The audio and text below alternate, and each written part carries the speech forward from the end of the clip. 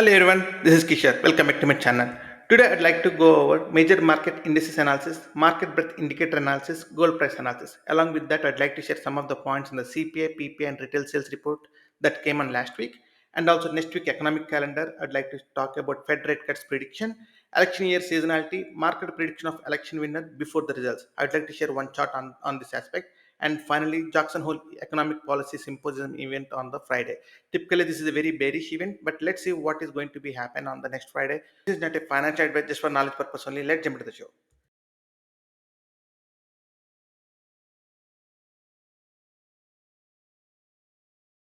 CNN fear and greed index, it is in the fear. Last week also it is in the fear, but the points are 23. Now it is 35. Even the market is bounced a lot.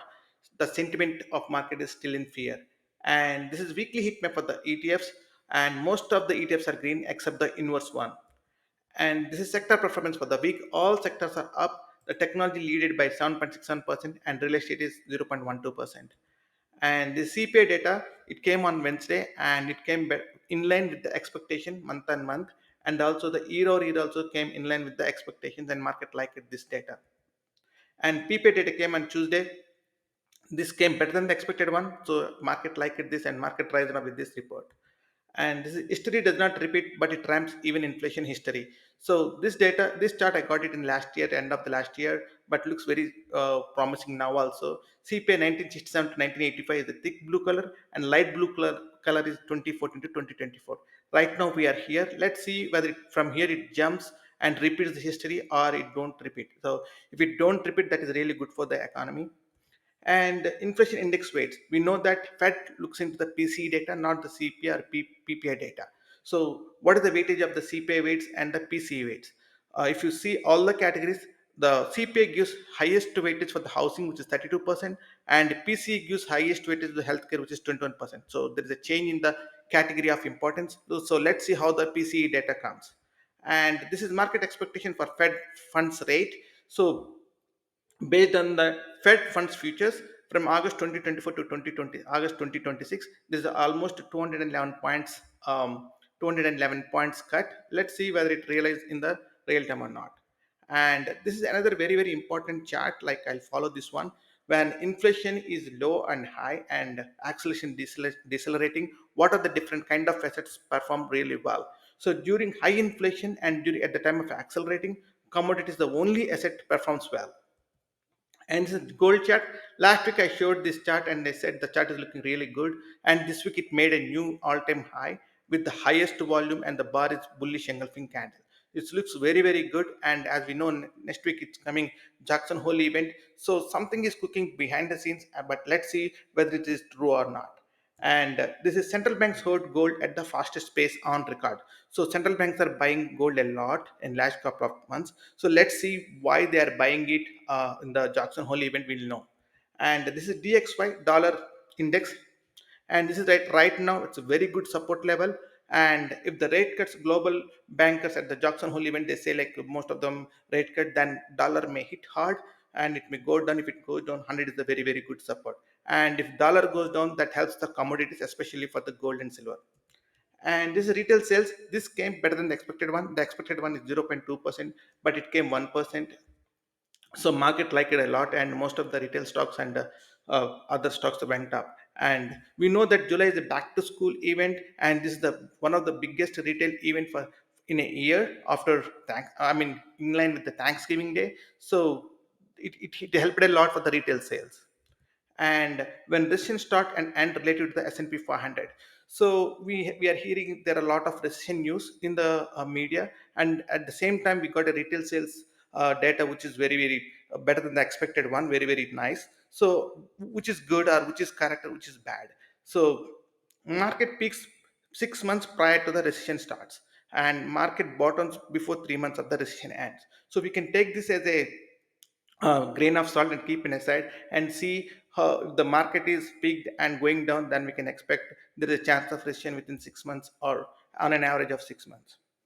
And this is next week economic calendar. On Monday we have US leading economic indicators. This is very important point for the recession perspective. And on Thursday we have initial jobless claims. This is very important again. And Friday we have a Fed Chairman Powell speech at Jackson Hole retreat. So on this event, So what Fed Powell says Jeremy Powell says is very important, and it's a binary event to the stock market. And on Tuesday we have a Canada inflation report, and on Thursday we have a Japan inflation report.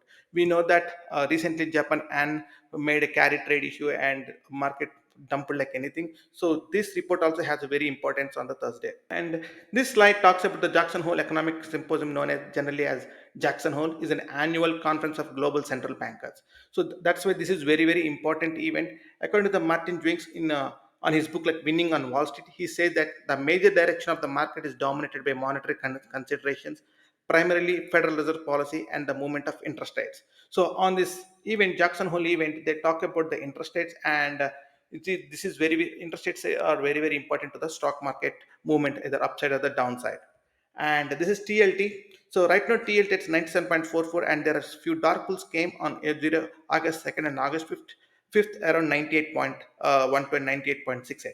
So these two are almost like almost like 900 million dark pools. So right now we are very close to that. So Jacksonville event, if they say, most of them say rate cuts, maybe TLT bumps from here, jumps from here, it goes maybe around 102 or 103. And this is the dark pool for the TLT. You can clearly see there is a huge dark pools here at 1998.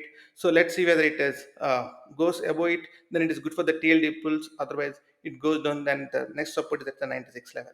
And this is the seasonality chart. S&P 500 election year seasonality pattern 1949 to 2022. We can clearly see here when the sitting president running the green one. So from August, it goes up from August to almost in the year end, it goes up. Only there is small pullback during the October third week or fourth week. But as we know that Biden removed and Kamala Harris came, so this happened similar kind of thing in 1968. So during at the time in the 1960s, the green color, and 2024 is the black color. There is a market dump during end of July to the beginning of August. From there, it jumped like anything till and end of November. So will it happen same now? So because we had a similar kind of situation this year, like 1968, so we jumped here. So does it follow this pattern or not? We'll know very soon. And this is S&P 500 has been a great indicator for presidential elections 3 months out. So we are very close to 3 months to the elections. So the light blue color is the incompetent party one. Like if Democrats win, market goes up next 3 months. If Democrats lose, then market may go down in the next 3 months. But basically, by from August 1st to October 30th, how it is going to be in this. Based on this market move, we can predict who wins. Like if the market closes green in the 3 months, then we can say Kamala Harris may win. If market goes negative in the 3 months, then we can think maybe Trump can win. And after the election results, after 1 month, till 1 month, whoever wins, like Democrats or Republicans, market goes down based on the history. And this week's seasonality, I got this report in an article on 2023. I saved that part. So the week seasonality from July to October, weeks goes up, and from there it goes down. So it happened very similar in 2023. Let's see whether it happens in this year also. And this is new tech, big investment, booming productivity, and bursting stock bubbles. There are different type of stock bubbles or events in the stock market. Right now we are in the 2020 AI euphoria, so it's up more than 400%. So looks like very similar to telecom bubble, but we do not know whether it is a bubble or not until it bursts. And US equity valuations have been and are still higher than the macro backdrop would normally suggest. So this is from the Goldman Sachs. They are saying that market is overvalued right now. So zero is a neutral. If below zero means undervalued. If above zero means overvalued. So right now the market is overvalued based on the Goldman Sachs report. And this is SPY daily chart. So right now we are at 0.786 Fibonacci level of 565 to 510 range. So right now with 554, but volume is low. Even though Friday is OPEX day, the volume is low. It is very surprising to me. And uh, and MACD is going up and RS is going. Even though MACD and RS is going up, uptrend with low volumes is a little bit concern to me. Looks like it's a bull trap. And this is SPY weekly chart. So last 2 weeks the candles are very very bullish candles, very nice candles. But my only concern is the volume. We need volume for uptrend or downtrend to confirm or to go to have follow throughs. and this is dark pool for SPY. So right now it's a 542 level, 552 level. There are huge dark pools here, and if it breaks, then if we get any good buy dark pools, then that is good for the SPY. It can go to the next level like 560 or 565. But if you don't get, it may go sideline or it may come down. If it goes down, then near to the 535 level is the very good support level. And this is the SPY options for the Monday. The GEX shows like the 555 level. There is a huge positive GEX, so this can act as the resistance. As of now, we do not know what happens on the Monday morning, but as of now, it shows like 555 is a positive GEX. And this is NYCE advanced decline for the S&P 500. It made a positive divergence. It's very good sign. Means there is a market bet indication says that market breadth is getting better compared to the previously, so which is good sign for the bulls. And this is a percentage of stocks about 20-day moving average in the S&P 500. Right now it is at 74.55. Whenever it hits around 85 or 86, then market take a little bit of downside. So right now we are very close to that target. If it goes there, I'm a little bit hesitant to go long at this levels.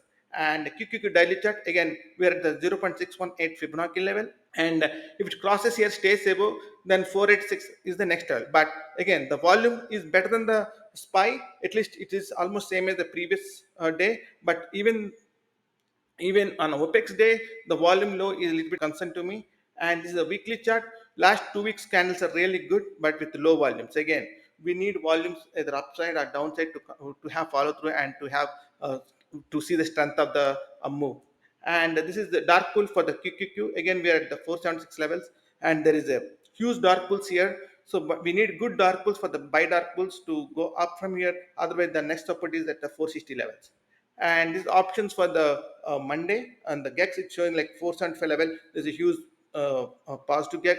If it if it crosses, then 480 up to 480 it can having a side, there is a chance of sideways. And this is NYC advanced decline for the QQQ. Again, this made a new higher high compared to the market. So this is a positive divergence, which is really good in the market breadth.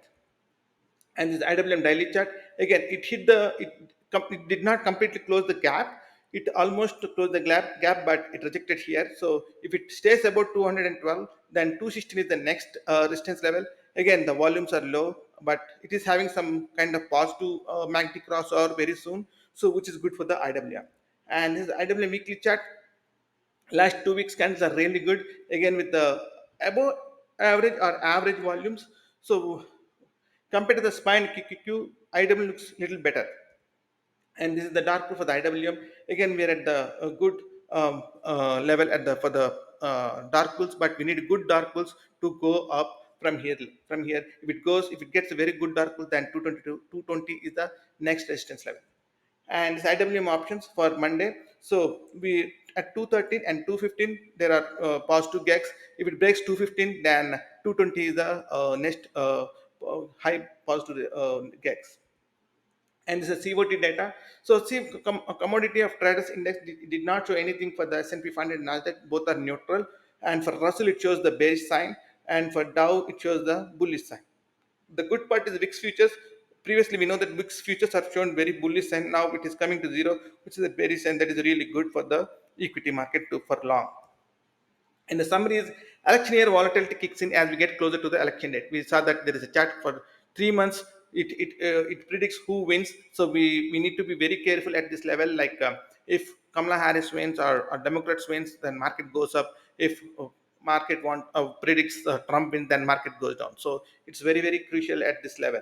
And market breadth is getting better on weekly charts. We saw that NYC advanced decline line. It is really good on the SPY, SPX, and the Nasdaq. So market bet is good at the overall. And little concern of low volumes in the market uptrend. We saw that across IWM, SPY, and QQQ. Even though market is going up, the volumes are dropping or volumes are very low, which is really concern for any trend. Even for downtrend, low volumes means there is no follow through or there is no strength on the downside. Similarly, now upside. And chart setup, dark pools, option kicks, and see all are giving mixed signals. So we saw that chart setup is even the price is going up, low volume, dark pools are at the resistance levels, and option kicks also the resistance levels. COT data is showing neutral for the S&P and Nasdaq, only it is positive for the bullish for the Dow mini. Totally, the data is very, very mixed to me. Typically, Jackson Hole event is a bearish. So the global bankers, central bankers sit on the Jackson Hole event and they'll discuss on about the policy, monetary policy. So this year, if they till last year, I mean, most of the time they rise the interest rates, so that's a bearish event. But this year, if the global bankers think about the rate cut, then it's a bullish event for the market. Otherwise, again, the same thing happened, whatever is happened in the past, like a bearish event. And the Canada inflation report on Tuesday and Japan inflation report on Thursday. And that's all for today. Hope you like this video. If you like this video, please hit the like button. Please watch more videos in my channel. If you like that, please subscribe. Please share this content if you know your friend looking similar kind of content. Thanks so much. Bye bye.